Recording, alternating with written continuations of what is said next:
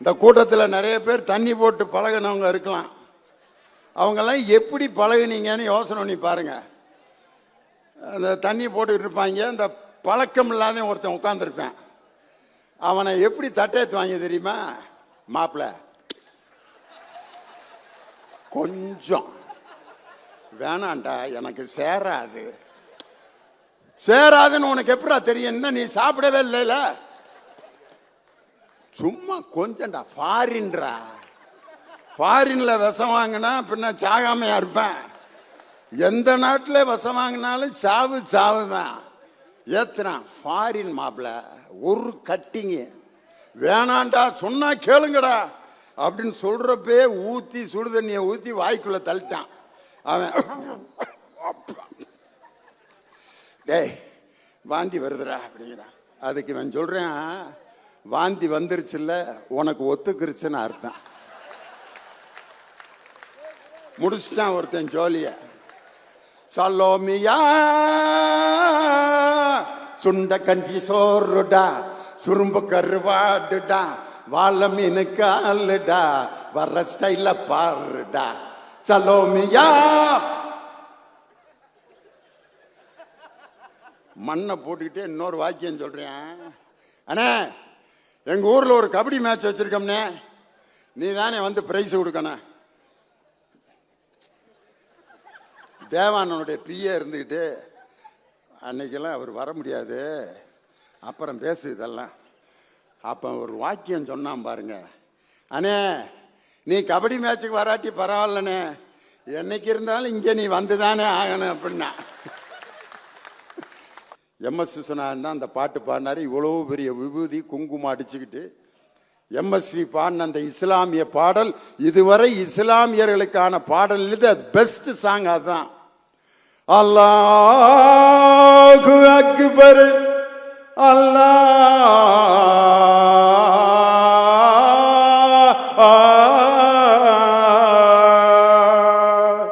நீ இல்லாத இடமே இல்லை, நீதானே உலகின் எல்லை. அல்லாஹ் அல்லாஹ் டிண்டரடன் அல்லாஹ் அல்லாஹ்.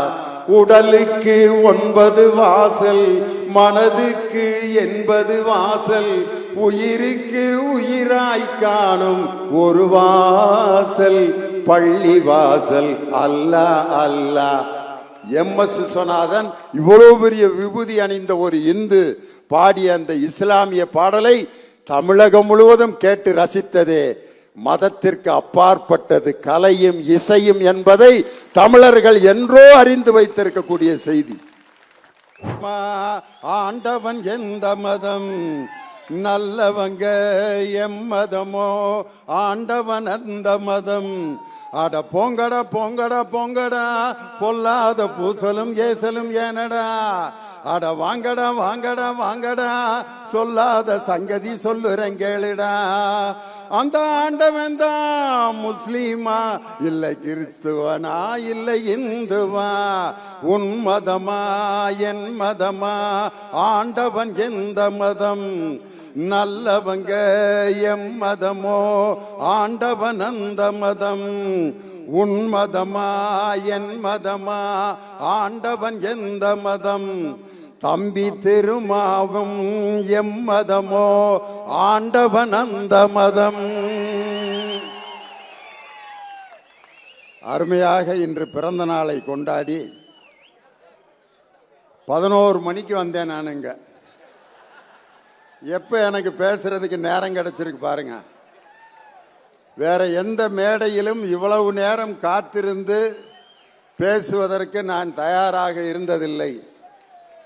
ஒரு மாபெரும் எழுச்சி தமிழனின் பிறந்த நாளுக்காக எத்தனை மணி நேரம் வேண்டுமானாலும் காத்திருந்து இந்த ஒலி வாங்கியில் நான் பேசுவேன். ரொம்ப அற்புதமாக இந்த பிறந்த நாள் நிகழ்ச்சி நடந்து கொண்டிருக்கிறது. கேக் வெட்டி இன்னும் வாழ்த்துலேருந்து அவர் முடியல. நிறைய பேர் இப்போ நிப்பாட்டி வச்சுருக்காங்க. எல்லாரும் என்னையை திட்டிகிட்டு இருப்பாங்க. நாங்கள் வாழ்த்து மடல் எல்லாம் கொண்டு வந்துக்கிட்டு இங்கே நின்றுக்கிட்டு இருக்கோம். இந்த ஆளை வேற குறுக்க பேச விட்டாங்களேன்னு. அவங்களுக்கு இடையில தான் இப்ப நான் நின்றுகிட்டு இருக்கேன். சிவராத்திரியில் விழித்திருந்தால் சிவலோக பதவிக்கு செல்லலாம் என்ற நம்பிக்கை, வைகுண்ட ஏகாதேசிக்கு விழித்திருந்தால் வைகுண்ட பதவிக்கு போகலாம் என்று ஒரு நம்பிக்கை. ஆனால் இந்த விடுதலை சிறுத்தைகள் இன்று விழித்திருக்கின்ற இந்த இரவு பாசிசத்தை அடக்கி ஒரு இலட்சியத்தை அடைகின்ற அந்த இலக்கை நிர்ணயிக்கின்ற ஒரு இரவு இது. இன்னைக்கு கிருஷ்ண ஜெயந்தி, அதாவது கிருஷ்ணருக்கு பிறந்த நாள். கிருஷ்ணருடைய நிறமும் கருப்பு தான். அந்த கிருஷ்ணர் எப்படி அர்ஜுனருக்கு தேரோட்டியாக இருந்து இந்தியா கூட்டணி என்ற ரதத்தை எங்கள் தலைவர் மு.க. ஸ்டாலின் என்ற அர்ஜுனன் நடத்தி கொண்டிருக்கக்கூடிய அந்த ரதத்திற்கு தேரோட்டியாக இருக்கின்ற கிருஷ்ணன் யார் என்றால் எங்கள் அன்பு சகோதரர் தொல் திருமா. பாசிசத்தை அடக்குகின்ற இந்தியா கூட்டணி என்ற தேருக்கு அர்ஜுனராக இருக்கும் எங்கள் தளபதி மு.க. ஸ்டாலினுக்கு தேரோட்டியாக வாய்த்த ஒரு அற்புதமான கிருஷ்ணன் தான் என் அருமை சகோதரர் தொல் திருமா அவர்கள். தொல்காப்பியன் திருமாவளவன், என்ன பேர் பாருங்க, அடரடடா. தொல்காப்பியம்ங்கிற அந்த இலக்கண நூலில் தான் 8 வகை மெய்ப்பாட்டியலில் முதல் வகை மெய்ப்பாடு என்று எதை சொன்னார்கள்னா, நகையே, அழுகை, இழிவரல், மறுக்கை, அச்சம் என்று 8 வகை மெய்ப்பாட்டியல். அதுல முதல் மெய்ப்பாடு எதுன்னா நகை, அதாவது சிரிப்பு. 60வது பிறந்த நாளில் நான் பேசிய அந்த பேச்சை கேட்டு அவர் துள்ளி குதித்த அந்த சிரிப்பை பார்த்து உலகமே அயர்ந்து போனது. அதே சிரிப்பை 4 ஆண்டுகளுக்கு பிறகு இந்த மேடையில் பார்க்க வேண்டும், கேட்க வேண்டும் என்ற நோக்கத்தில் நீங்கள் எல்லாம் ரொம்ப ஆர்வமாக இங்கே அமர்ந்திருக்கிறீர்கள். எனக்கு ரொம்ப பிடிச்சிருந்த கூட்டத்தில் என்னன்னா, இந்த பானையில் ஒருத்தர் பூவை போட்டுக்கிட்டே இருந்தார் பாருங்க. அவர் தான் உண்மையிலே கவியரங்கத்தை ஹிட்டாக்குனதே அவர் தான். நல்ல கவிதையில அருமையான செய்தி வர்றப்ப நீங்க வேற எங்கேயாவது கவனிச்சுக்கிட்டு இருந்தீங்கன்னா, அவர் தான் பூவை போட்டு அந்த வாக்கியத்தை கவனியா அப்படின்னு சொல்லி அந்த பூ வைக்கிறதுக்கு அவர் ஒரு தட்டை கூட தேர்ந்தெடுத்திருக்கலாம். ஆனா அவர் எதை தேர்ந்தெடுத்திருக்கார் பாருங்க, எங்கள் தம்பி தொல் திருமா அவர்கள் வெற்றி பெற்ற அந்த பானை சின்னத்தை அதுக்குள்ள பூவை வச்சு அப்படியே ஒன்னொன்னா தூக்கி போட்டுக்கிட்டே இருக்காரு. இப்ப நான் பேசுறப்ப அந்த பானையை கொஞ்ச நேரம் தலையில மட்டும் வச்சிருங்க. ஏன்னா பூவை போட்டுக்கிட்டே இருந்தீங்கன்னா எப்ப கை தட்டுறதுன்னு அவங்களுக்கு தெரியாம போயிடும்.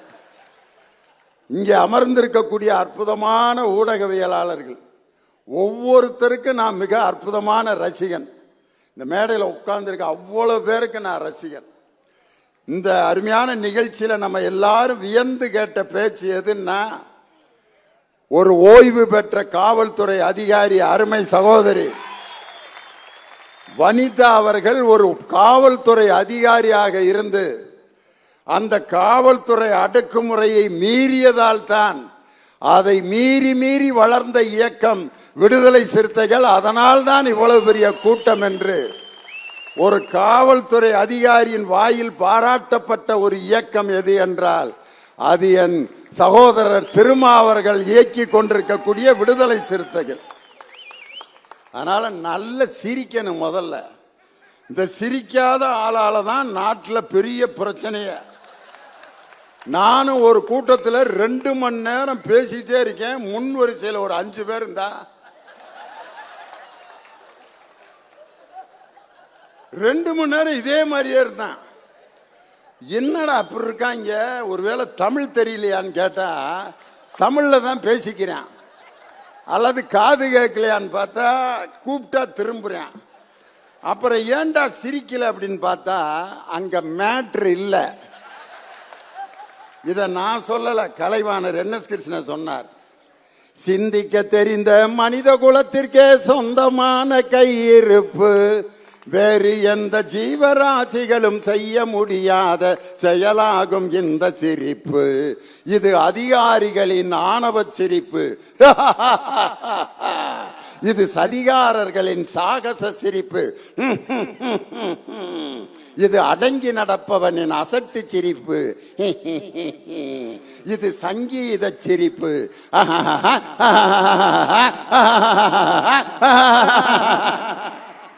பல சிரிப்பு நம்ம கேட்டிருக்கான். ஆனால் என் தம்பி தொல் திருமா சிரிக்கிற சிரிப்பு இருக்கு பார்த்தீங்களா? பாசிசத்தை ஒடுக்குகின்ற அந்த மந்திர புன்னகை என் அருமை சகோதரர் தொல் திருமாவின் புன்னகை. சிரிக்கணும் முதல்ல. இதை மட்டும் கலைவாணர் என்எஸ் கிருஷ்ணன் சொல்லல. இன்னைக்கு என்ன தலைப்பு எங்களுக்கு கொடுத்திருக்காங்கன்னா மதச்சார்பின்மை. என் தம்பி தொல் திருமாவை ஒரு ஜாதியினுடைய பிரதிநிதியாக, ஒரு ஜாதி சங்க தலைவராக என்னால் பார்க்க முடியவில்லை. இந்த உலகத்தில் இருக்கக்கூடிய அனைத்து மக்களுக்கும் விடிவு காலத்தை ஏற்படுத்தக்கூடிய ஒரு ஒப்பற்ற தலைவர் என் சகோதரர் தொல் திருமா. காரணம், அவர் எடுத்திருக்கிற இயக்கம்லாம் எப்படிப்பட்ட இயக்கம் பார்த்தீங்களா? தேசம் பாதுகாப்போம், மதுவை ஒழிப்போம், மதச்சார்பின்மையை நிலைநாட்டுவோம். மதுவை ஒழிப்போம்னு ஒரு மாநாடு நடத்தினார். அதுக்கு எங்க திராவிட முன்னேற்ற கழகத்திலிருந்து 2 பேர் அந்த மாநாட்டில் கலந்து வாழ்த்துறை வழங்கினாங்க. மதுங்கிறது எல்லாத்தையும் கெடுக்கிற விஷயம்தான். எந்த ஜாதிக்காரன் குடிச்சாலும் லிவர் பாதிக்கத்தான் செய்யும். எந்த மதத்துக்காரன் தண்ணியை போட்டாலும் லிவர் அவுட்டு. அது இந்துவா இருந்தாலும், கிறிஸ்தவனா இருந்தாலும், இஸ்லாமியனா இருந்தாலும், உயர்ந்த ஜாதியா இருந்தாலும், தாழ்ந்த ஜாதியா இருந்தாலும், மது என்பது ஒரு மனிதனின் உடலையும் மனதையும் கெடுக்கக்கூடியது. இது உலகத்திற்கே பொதுவான ஒரு விஷயத்தை எடுத்து மதுவை ஒழிப்போம் என்று மாநாடு நடத்தக்கூடிய தில்லு ஒரு தலைவருக்கு இருக்குன்னா அது என் சகோதரர் தொல் திருமாவுக்கு தான். இந்த கூட்டத்தில் நிறைய பேர் தண்ணி போட்டு பழகினவங்க இருக்கலாம். அவங்கெல்லாம் எப்படி பழகினீங்கன்னு யோசனை பண்ணி பாருங்க. அந்த தண்ணி போட்டுக்கிட்டு இருப்பாங்க. இந்த பழக்கம் இல்லாத ஒருத்தன் உட்காந்துருப்பேன். அவனை எப்படி தட்டையத்து வாங்கி தெரியுமா? மாப்பிள்ள கொஞ்சம் வேணாண்டா, எனக்கு சேராதுன்னு உனக்கு எப்படா தெரியும்? நீ சாப்பிடவே இல்லைல, சும்மா கொஞ்சம்டா. ஃபாரின்ல விஷம் வாங்கினா பின்ன சாகாமையா இருப்பேன். எந்த நாட்டில் விஷம் வாங்கினாலும் சாவு தான். ஏத்துறான் ஃபாரின் மாப்பிள்ள. ஒரு கட்டிங்க வேணாண்டா, சொன்னா கேளுங்கடா அப்படின்னு சொல்றப்பே ஊத்தி சுடு தண்ணியை ஊத்தி வாய்க்குள்ள தள்ளிட்டான் அவன். டேய் வாந்தி வருதுடா அப்படிங்கிறான். அதுக்கு இவன் சொல்றேன், வாந்தி வந்துருச்சுல்ல, உனக்கு ஒத்துக்குருச்சுன்னு அர்த்தம். முடிச்சுட்டான் ஒருத்தன் ஜோலிய.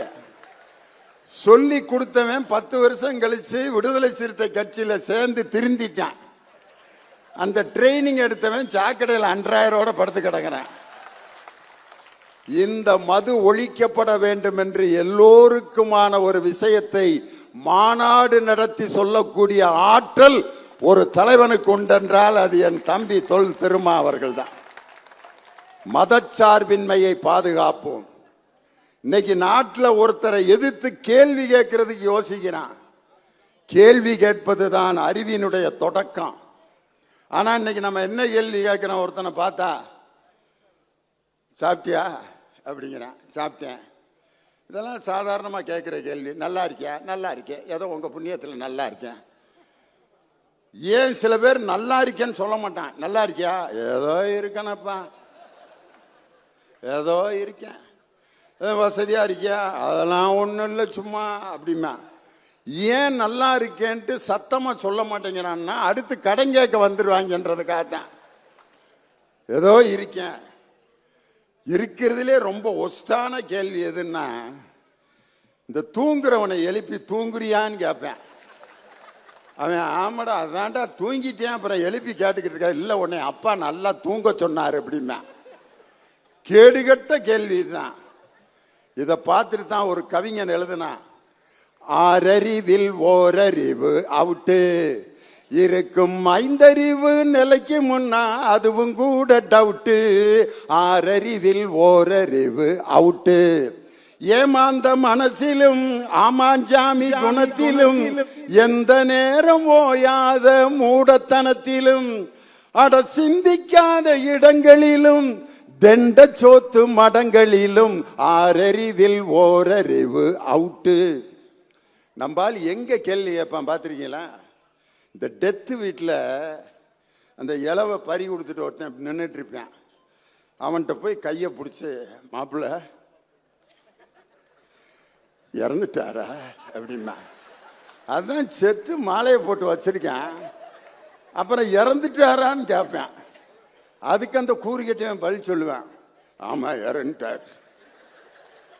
எத்தனை மணிக்குன்னு தெரிஞ்சு என்ன செய்ய போற?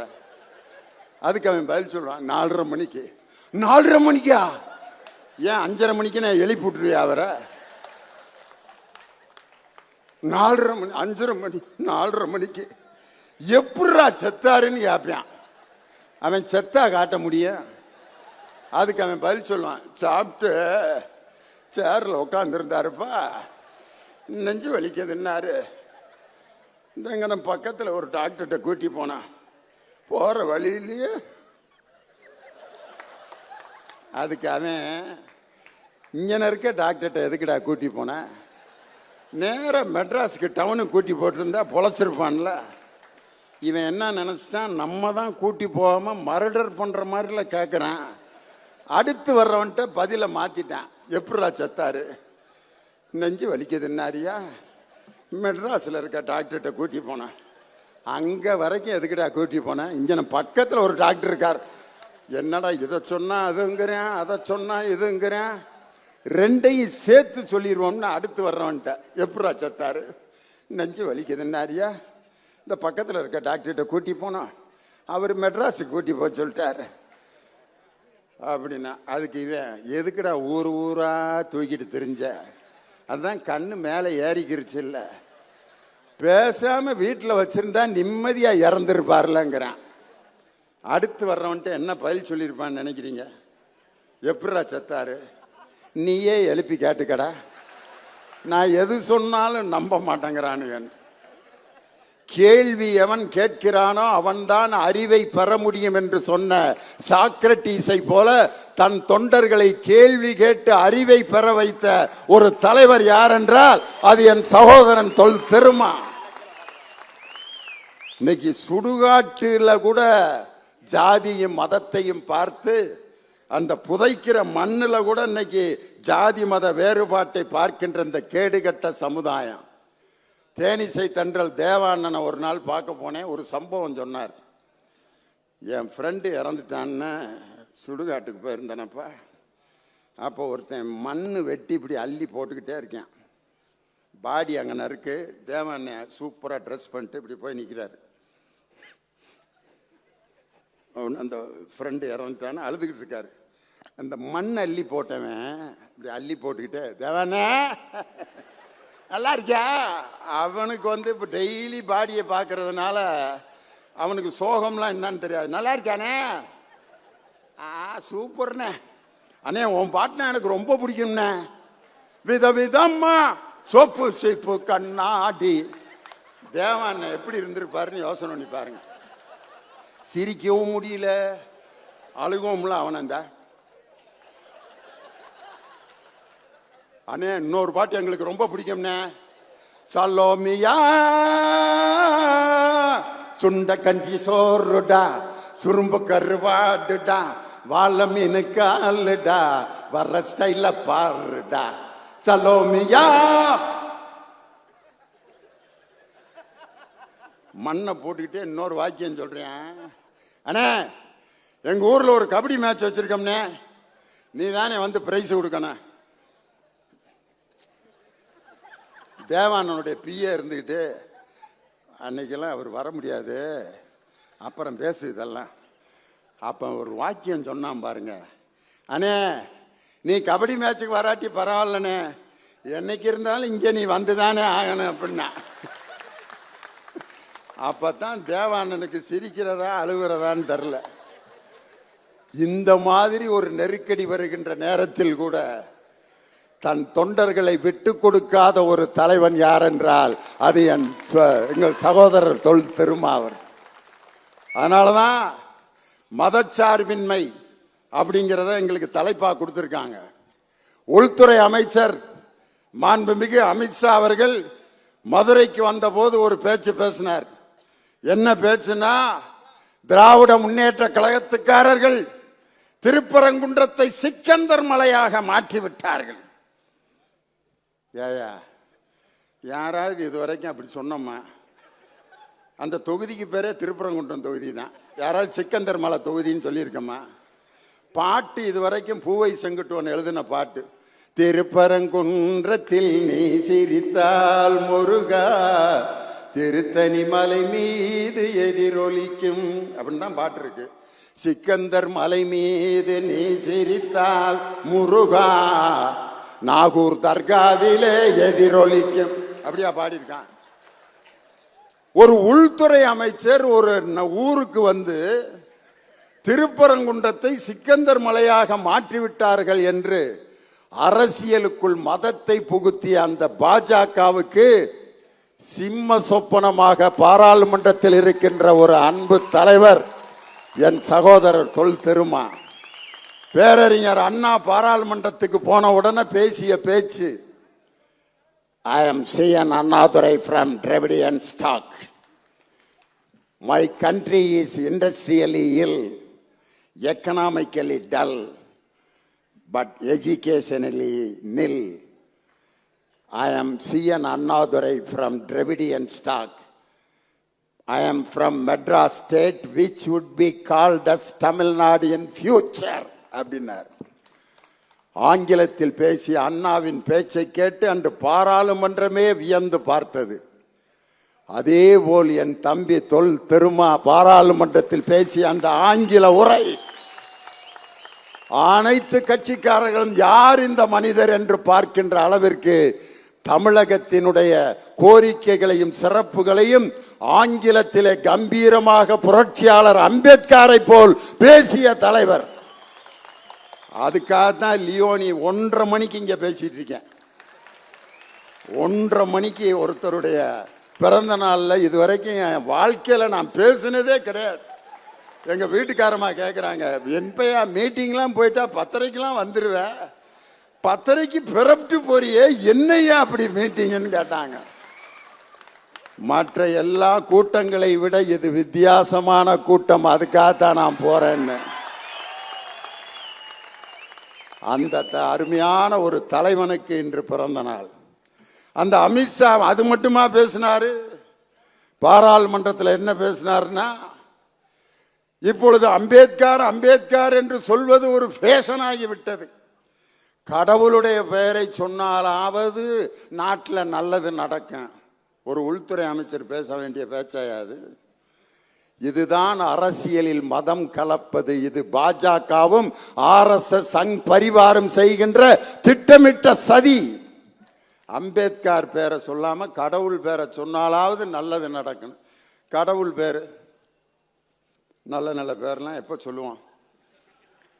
ஏதாவது தப்பா சொல்லிட்டா சிவ சிவா அப்படிமா, அப்படின்னா என்ன அர்த்தம்? தப்பா சொல்லாதரான்ட்டு சிவா சிவான்னு. அதே மாதிரி நான் செவனேன்னு கடந்தேன், என்னை வந்து வம்புழுத்துட்டேன் அம்மா. செவனேன்னு கிடக்கிறதுனா என்ன அர்த்தம்னா சும்மா இருக்கிறதுன்னு அர்த்தம். செவனேன்னு இருக்கேன். இதுதான் சக்தி இருந்தா செய்ய, இல்லாட்டி செவனேன்றான்ட்டு நம்ம கிராமத்தில் ஒரு பழமொழி இருக்கு. இன்னைக்கு நான் கேட்குறேன், ஒருத்தன் நல்ல காரியத்துக்கு போறப்ப கோவிந்தா கோவிந்தா அப்படின்னு சொன்னா ரொம்ப நன்றியா அப்படின்னு சொல்லுவான். அவன் சொல்லி பாருங்க, யாராவது ஒருத்தர் பரீட்சைக்கு போறீங்க, தம்பி போறாரு, பரீட்சைக்கு போயிட்டு வரவா, போயிட்டு வா கோவிந்தா, அப்படியே நான் பரீட்சையில பாஸ் ஆகணுமா வேணாமாடான்ட்டு. அது உண்மையிலே ஒரு கடவுள் பேர் தான். ஆனா அதை சொன்னா யாராவது அதை நல்லதுன்னு ஏத்துக்கிறானா? ஒரு கல்யாணத்துல தாலி கட்டுறப்ப பக்கத்துல போய் நின்று கோவிந்தா கோவிந்தா கொன்னே விடுவாங்க நம்மள. அது என்ன, கடவுள் பேரை சொன்னா நல்லது நடக்கும், அம்பேத்கர் பேரை சொல்வது வாடிக்கையாகிவிட்டது என்று ஒருமையுள் தாம் பெற்ற கல்வி எழுமையும் ஏமா புடைத்து என்று புரட்சியாளர் அம்பேத்கர் கற்ற கல்வி இந்த உலகம் முழுவதற்கும் பயன்படுத்திய தலைவர் புரட்சியாளர் அம்பேத்கர். அவர் வெளிநாட்டில் படித்துவிட்டு வந்தவுடன் உச்சநீதிமன்ற நீதிபதி பொறுப்பு அவருக்கு தரப்பட்டது, வேண்டாம் என்று விட்டார். மிகப்பெரிய கவர்னர் பொறுப்பு தரப்பட்டது, வேண்டாம் என்று சொல்லிவிட்டார்.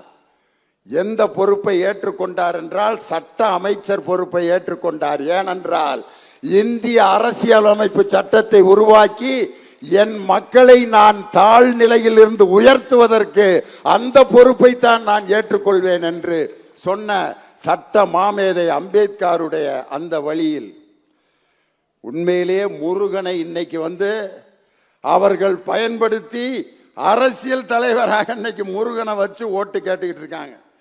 ஒரே ஒரு செய்தியை சொல்லி முடிச்சிடறேன். நான் நடித்த கங்கா கௌரின்னு ஒரு படம் பார்த்துருப்பீங்க. வடிவேலும் அருண் எனக்கு மகனுகளாக நடிச்சிருப்பாங்க. அதில் கஞ்சனை நடிச்சிருப்பேன். அப்போ ராத்திரி தூங்குறப்ப சாவி கொத்தை வச்சுட்டு இப்படியே தூங்கிட்டு இருப்பேன். என் மகனுங்க 2 பேரும் கொள்ளையடிக்கிறதுக்கு ஐடியா பண்ணி அந்த சாவி கொத்தை எடுத்துட்டு ஒரு வேல் கம்பை சொருகி விட்டுருவாங்க. சொருகி விட்டு சாவி எடுத்துட்டு அவங்க பீரோவை திறந்து பணத்தை எடுத்துகிட்டு போயிட்டான். நான் வேல் கம்பை பிடிச்சிக்கிட்டே இருந்துட்டு காலையில் பார்த்து, முருகா என்ன முருகா திடீர்னு என் கைக்கு வந்துட்டேன் அப்படின்ட்டு. நான் முருகனை கும்பிட்டுக்கிட்டு இருக்கேன், என் சொத்தை பூரா கொள்ளையடிச்சிட்டு போயிட்டாங்க. பாஜக இப்படித்தான் முருகன் மாநாட்டை நடத்தி மக்கள் கையில் அந்த வேல்கம்பை கொடுத்து நமது சொத்துக்களை எல்லாம் கொள்ளையடித்து வருவதற்காக அந்த முருகன் மாநாட்டை நடத்தி கொண்டிருக்கிறார்கள். மதத்தால் பிளவுபடுத்துகின்ற அந்த பாஜகவினுடைய சூழ்ச்சியை முறியடிக்க வேண்டும். இன்னைக்கு எப்படிப்பட்ட மத ஒற்றுமை இன்னைக்கு நம்ம நாட்டில் இருக்கு. ஒரு கோயிலில் சாமி கும்பிட்டு ஒரு கணவன் மனைவி சாமி கும்பிட்டு விபூதியெல்லாம் அடிச்சுட்டு மனைவியை பின்னால் உட்கார வச்சு இப்படி ஓட்டிட்டு வர்றேன். அவங்க பின்னால் உட்காந்து வர்றதுலேயே கல்யாணம் முடிஞ்சு எத்தனை வருஷம் ஆச்சுன்னு கண்டுபிடிச்சிடலாம். பின்னால் உட்காந்து இறுக்க இடுப்பை பிடிச்சிருக்காங்கன்னா இப்போ தான் மேரேஜ் ஆயிருக்குன்னு அர்த்தம். இந்த சட்ட காலரை மட்டும் பிடிச்சிட்டு வந்திருக்காங்கன்னா மேரேஜ் ஆகி 3 வருஷம் ஆச்சுன்னு அர்த்தம். இந்த பேண்ட்டில் இருக்க கொக்கியில் விரலை மாட்டிட்டு உட்காந்துருக்கான், கல்யாணம் ஆகி 6-7 வருஷம் ஆச்சுன்னு அர்த்தம். பின்னால் கம்பியை பிடிச்சிட்டு உட்காந்துருக்குன்னா 15 வருஷம் ஆச்சுன்னு அர்த்தம். எதையுமே பிடிக்காம இருந்துச்சுன்னா 20 வருஷம் ஆச்சுன்னு அர்த்தம். ஏன்னா விழுந்தா 2 பேரும் சாம, இனிமே வாழ்ந்தா என்ன வாழாட்டி என்னான்ட்டு பின்னால் மனைவியை உட்கார வச்சு ஓட்டிட்டு வர்றான். அப்போ அந்த அம்மா அந்த சேலையை கவனிக்காமல் அந்த சேலை சக்கரத்தில் சுற்றி அந்த சேலை முழுவதும் சக்கரத்தில் சுற்றிருச்சு. மேலாடை இல்லை அந்த பொண்ணுக்கு. 2 கையையும் வச்சு தன் மானத்தை மறைப்பதற்கு நின்று கொண்டிருந்தால் அந்த தமிழ் சகோதரி. அந்த நேரத்தில் ஒரு இஸ்லாமிய பெண் நல்ல ஃபர்தா போட்டுக்கிட்டு 2 வீலரில் வர்றாங்க. இந்த காட்சியை பார்த்துட்டு உடனே தன் தலையில் அமர்ந்திருந்த அந்த பர்தாவை கலட்டி அந்த தமிழச்சியின் உடம்புல போட்டுட்டு, என் மத அடையாளம் எனக்கு முக்கியமில்லை, ஒரு தமிழச்சியின் மானம்தான் எனக்கு முக்கியம் என்று சொல்லி மத ஒற்றுமை நிலைநாட்டிய மண் இந்த தமிழகம். அதனால பாஜகவின் சூழ்ச்சி இந்த தமிழகத்தில் எந்த காலத்திலும் வெல்வதற்கு வாய்ப்பே இல்லை. அப்படிப்பட்ட மதத்தினால் நம்மை பிளவுபடுத்துகின்ற அந்த சக்தியிடமிருந்து நம்மை மீட்கக்கூடிய மிகப்பெரிய ஆயுதம் நமது கையில் இருக்கக்கூடிய தந்தை பெரியாரின் சித்தாந்தமும் அண்ணல் அம்பேத்கர் அவர்கள் கற்றுக் கொடுத்த படி கற்பி புரட்சி செய் என்ற அந்த சிந்தனைகளும் தான். இன்னைக்கு நான் ஒரே ஒரு செய்தியை சொல்லி முடிச்சிடுறேன். நம்ம மேல 133 அடி உயரத்தில் முத்தமிழறிஞர் டாக்டர் கலைஞர் அவர்களால் கட்டி முடிக்கப்பட்டு இன்று உலகமே வள்ளுவரை பார்த்து வியந்து கொண்டிருக்கக்கூடிய அந்த சிலை சுனாமியால் ஏன் பாதிக்கப்படவில்லை என்ற காரணம் உங்களுக்கு என்னவென்று தெரியுமா? அதுக்குள்ள இருக்க அறிவியல். 8 அடி அகலம், 16 அடி நீளம், கீழே இருக்கக்கூடிய அந்த மேடை உள்ளுக்க காற்று இருக்கக்கூடிய ஒரு மேடை. அந்த மேடையிலிருந்து அந்த 133 அடி உள்ள அந்த வள்ளுவர் சிலை உள்ளே குகை போல உள்ளீடற்ற ஒரு இடைவெளிக்குள் தான் அந்த வள்ளுவர் சிலை இருக்கிறது. அதற்குள் காற்று உள்ளே போய் வந்து கொண்டிருக்கிறது. இந்த சிலை அமைப்பிற்கு பெயர் திராவிட மாடல் சிலை அமைப்பு. திராவிடர்கள் அமைத்த சிலைகள் அனைத்துமே உள்ளுக்குள் காற்று புகுந்து மீண்டும் வெளியே வருகின்ற அந்த சிலை. அதனால்தான் சுனாமி என்ற காற்று அடிக்கும் பொழுது உள்ளே இருக்கும் காற்றும் வெளியே இருக்கும் காற்றும் சம அளவில் இருந்ததால் தான் வள்ளுவன் என்ற அந்த சிலையை அந்த சுனாமி என்ற பேரலை கீழே தள்ளிவிடாமல் மீண்டும் திரும்பி சென்றது என்று சொன்னால், அந்த காலத்திலேயே அறிவியல் பூர்வமாக சிந்தித்த இனம் நம் திராவிட இனம், தமிழினம் என்பதை அந்த திருவள்ளுவருடைய சிலையே இன்னைக்கு நமக்கு நிலைநாட்டி கொண்டிருக்கிறது. இன்னைக்கு பார்த்தீங்கன்னா மெல்லிசை மன்னர் எம்.எஸ். விஸ்வநாதன் இசை கலை அனைத்துமே மதத்திற்கு அப்பாற்பட்டது. மெல்லிசை மன்னர் எம்.எஸ். விஸ்வநாதன் முகமது பின் துக்ளக் அப்படிங்கிற படத்துக்கு அவர் டைட்டில் சாங் பாடணும். கவிஞர் வாலி எழுதிட்டாரு, அல்லாவை பற்றிய ஒரு பாடல். அந்த பாடலை எழுதி முடிச்சுட்டு அந்த படத்தினுடைய டைரக்டர் தயாரிப்பாளர் அவர் இந்த பாட்டை முகமது ரஃபி பாடினா நல்லா இருக்கும் அப்படின்னு சொல்லி முகமது ரஃபியை பாட வச்சார். முகமது ரஃபியை எங்கே பாம்பேலேருந்து கூப்பிட்டு ட்ரைனிங்லாம் கொடுத்து எல்லாம் பாடியாச்சு. ஆனால் ஷோவுக்கு இந்த பாட்டு முகமது ரஃபி பாடினது நல்லா இல்லை, நம்ம எம்.எஸ். விஸ்வநாதனே பாட வைப்போம் அப்படின்னு அவர் சொல்கிறாரு. இல்லை முகமது ரஃபி எம்.எஸ். விஸ்வநாதன் சீட்டு போட்டு எடுத்துருவோம்யா அப்படின்ட்டு முகமது ரஃபி எம்.எஸ். விஸ்வநாதன் ரெண்டு பேர்த்து பேரையும் போட்டு சீட்டு போட்டு எடுத்தாங்க. எம்.எஸ். விஸ்வநாதன் பேர் வந்துச்சு. எம்.எஸ். விஸ்வநாதன் தான் அந்த பாட்டு பாடினார். இவ்வளோ பெரிய விபூதி குங்குமம் அடிச்சுக்கிட்டு எம்.எஸ்.வி பாடின அந்த இஸ்லாமிய பாடல் இதுவரை இஸ்லாமியர்களுக்கான பாடல் பெஸ்ட் சாங் அதுதான். அல்லாஹு அக்பர்